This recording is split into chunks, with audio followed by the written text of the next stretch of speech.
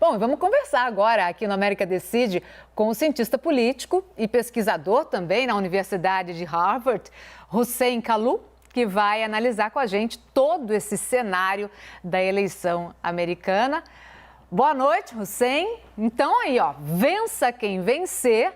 Uma coisa a gente pode dizer é que a polarização política e a divisão de pensamentos nos Estados Unidos é uma realidade que deve perdurar. Será? Joe Biden, pelo menos, falou que ele quer a América unida sem aí a polarização entre democratas e republicanos. Boa noite, Carol. Boa noite, Glória. É um prazer estar com vocês. Bom, o tecido social dos Estados Unidos está esgarçado. O Donald Trump transformou o processo político americano, especialmente o processo eleitoral, num grande reality show da política. E nós sabemos que a política, no dia a dia, ela toca a projetos de políticas públicas, é servir as pessoas necessitadas, é conseguir construir consensos dentro de sua base, com os adversários, na proposição de caminhos. Nessa reta final, está claro de que os indicativos de que o Biden tem um discurso nessa direção de reunificar o país mais sólido, mais consistente e mais coeso do que o presidente Trump.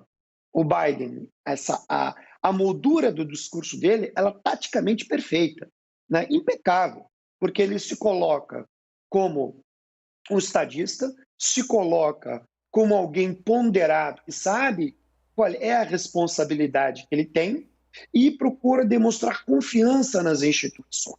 Em nenhum momento ele demonstra que precisa utilizar do recurso jurídico ou de outros recursos para minar a legitimidade do seu adversário ou contestar a legitimidade e a lisura do processo eleitoral. E não é isso que o Trump fez. Quer dizer, antes da proclamação dos resultados em vários estados, a cada estado em que ele perca a dianteira, ele já ameaçava ou já entrava com algum recurso judicial.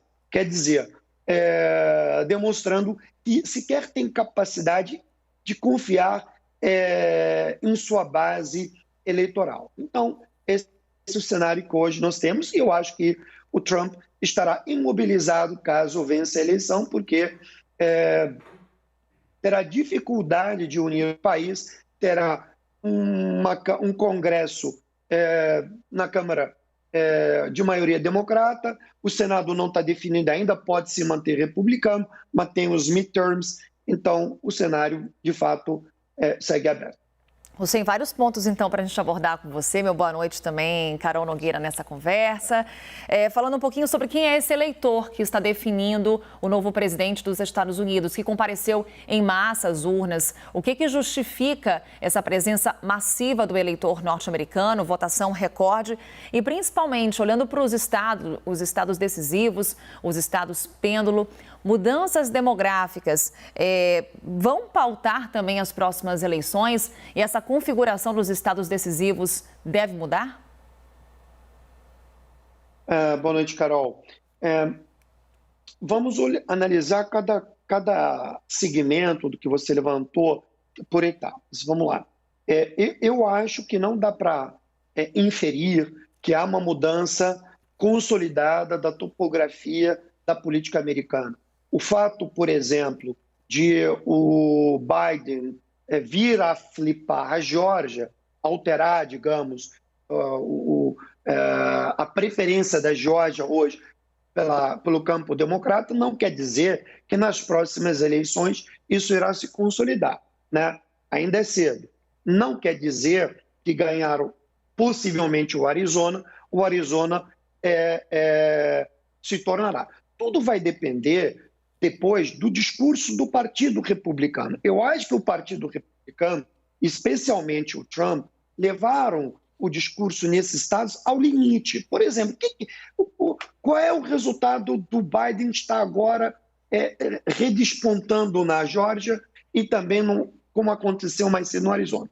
Voto latino e voto negro. Nesses dois estados em particular, o voto latino e o voto negro tiveram um comportamento diferente do que em Miami, do que no estado da Flórida, totalmente diferente. Tá?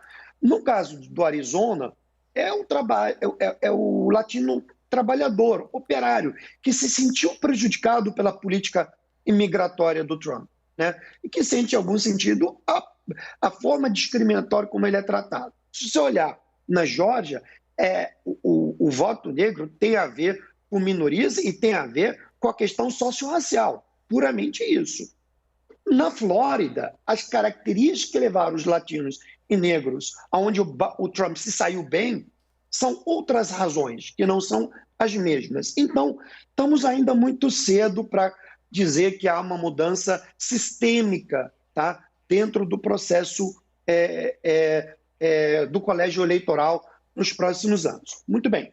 O que levou essas pessoas a saírem para votar?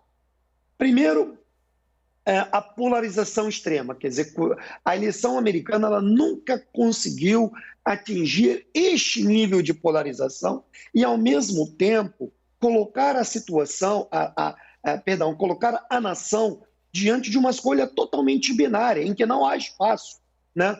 Então, se colocou falsos dilemas, é o que eu chamo de falsos dilemas, que não se traduzem na verdade. Né? E, é claro, esses falsos dilemas acabam sendo mobilizados por componentes como ideologia, no composto da ideologia entra a religião e também o vetor econômico. Então, em alguns estados que se esperava que o Biden pudesse ter um desempenho melhor, ele não teve, porque as pessoas estão com medo de um novo lockdown. Então, a decisão ali foi caracteristicamente voltada para o impacto econômico para aquelas famílias. Em outros lugares, foi caracteristicamente ideológico. Então, quer dizer, não importava o que o Biden fazia, a decisão ideológica ela já estava tomada. Né? Então, essa polarização acabou compelindo tanto um lado quanto o outro. Mas é importante reconhecer que os candidatos tiveram um papel significativo nesse processo, porque o voto aqui não é obrigatório. Então, tem que haver um trabalho de base muito verticalizado, muito profundo. E eles foram capazes de fazer essa mobilização digamos, em toda a cadeia, em todos os níveis e em todos os condados, e que levou os americanos a se mobilizar. E o fator da votação pelo correio, quer dizer, ao você permitir flexibilizar o processo eleitoral pelo correio, da forma como foi, isso também contribuiu, em algum sentido, para esse número exponencial em relação a outras eleições.